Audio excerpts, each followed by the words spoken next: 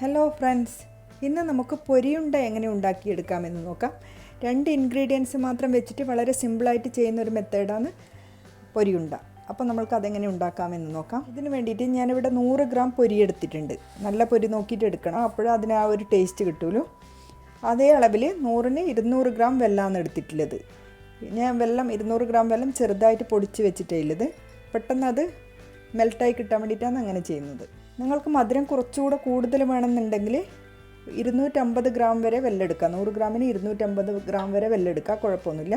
പക്ഷേ ഇത് 200 ഗ്രാം വെല്ലം തന്നെ നല്ല നോർമലായിട്ട് ഒരു മധുരം ഉണ്ടാവും.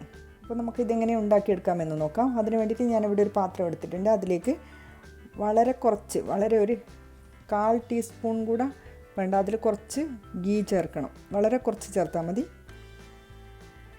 ഇതിലേക്ക് നമ്മൾ എടുത്തു വെച്ച വെല്ലം ചേർക്കുക, ശർക്കര ചേർക്കുക.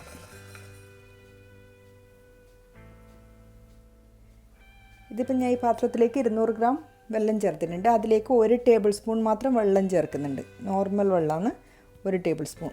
ഇതിൽ നിങ്ങൾ വെള്ളം ചേർക്കണം എന്ന് നിർബന്ധമില്ല. ലോ ഫ്ലെയിമിൽ വെച്ചിട്ട് നോർമലായിട്ട് ഇത് മെൽറ്റ് ചെയ്തെടുത്താൽ മതി. അലിയിച്ചെടുത്താൽ ഈസി ആയിട്ട് ചെയ്തെടുക്കാം. പക്ഷേ പെട്ടെന്ന് ചെയ്ത് കിട്ടാൻ വേണ്ടിയിട്ടാണ് ഞാൻ 1 ടേബിൾ സ്പൂൺ വെള്ളം ചേർത്തത്.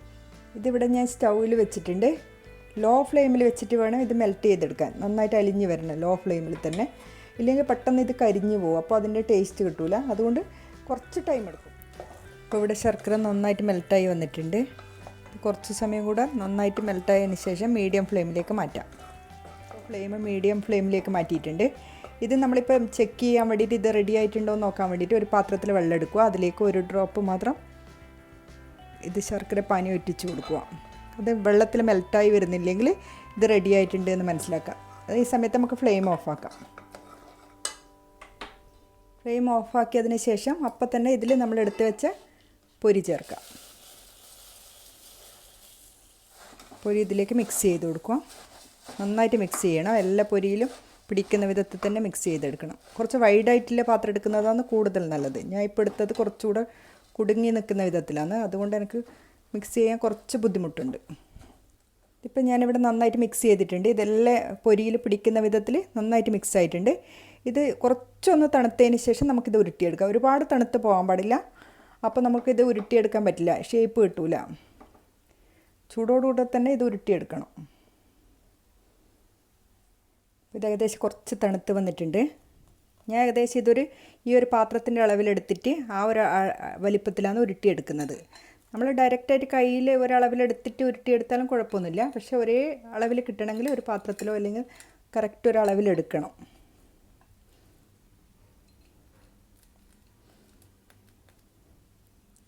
ഇതുമാതിരി ഒരു പാത്രത്തിലെടുത്തിട്ട് ഇത് കയ്യിലേക്ക് എടുക്കുക.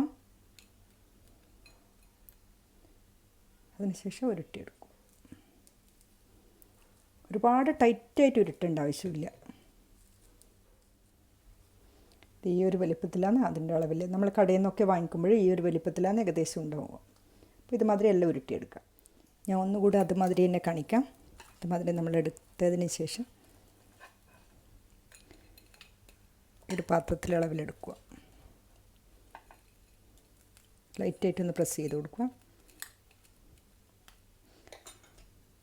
അതിനുശേഷം കയ്യിലേക്ക് എടുക്കുക.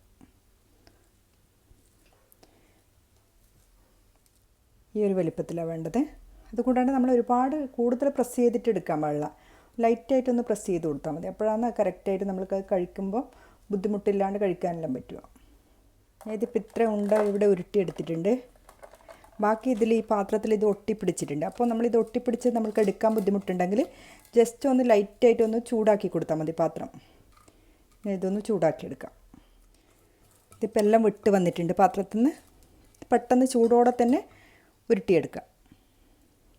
അപ്പോൾ ഞാൻ ഇത് ഫുള്ളായിട്ട് ഉരുട്ടിയെടുത്തിട്ടുണ്ട്. ഫുള്ളായിട്ട് റെഡി ആയിട്ടുണ്ട്. അതുമാതിരി പാത്രത്തിൽ നിന്ന് ഫുള്ളായിട്ട് വിട്ട് വന്നിട്ടുണ്ട്. ഞാനൊന്ന് ചൂടാക്കി എടുത്തപ്പോൾ തന്നെ ആ പാത്രത്തിൻ്റെ സൈഡിൽ നിന്നെല്ലാം വിട്ട് വന്നിട്ടുണ്ട്. അത് ചൂടോട് തന്നെ നമ്മൾ ഉരുട്ടിയെടുക്കണം. അപ്പോഴേ അത് കറക്റ്റായിട്ട് ചെയ്തെടുക്കാൻ പറ്റുള്ളൂ. നമ്മളിപ്പോൾ കൈ വെച്ചിട്ട് ഏകദേശം ചെയ്തെടുക്കുമ്പോൾ അത് ചെറുതും വലുതും അതുമാതിരി കിട്ടും. അതുകൊണ്ട് കുഴപ്പമൊന്നുമില്ല. പക്ഷേ ഇതുമാതിരി കാണാൻ നല്ല ഒരു ഭംഗിയായിട്ടുണ്ടാവും. അതിന് വേണ്ടിയിട്ടാണ് ഇതുമാതിരി ചെയ്യുന്നത്. അപ്പോൾ ഉണ്ട ഇവിടെ റെഡി ആയിട്ടുണ്ട്. എല്ലാവരും ട്രൈ ചെയ്ത് നോക്കണം. വളരെ ഈസി ആയിട്ട് ചെയ്തെടുക്കാൻ പറ്റുന്ന ഒരു മെത്തേഡ് ഇത്. അതുകൂടാണ്ട് ഇത് നമുക്ക് ഒരാഴ്ച വരെ സ്റ്റോർ ചെയ്ത് വെക്കാൻ പറ്റും. അപ്പോൾ നിങ്ങളെല്ലാവരും ട്രൈ ചെയ്ത് നോക്കുക. Thank you.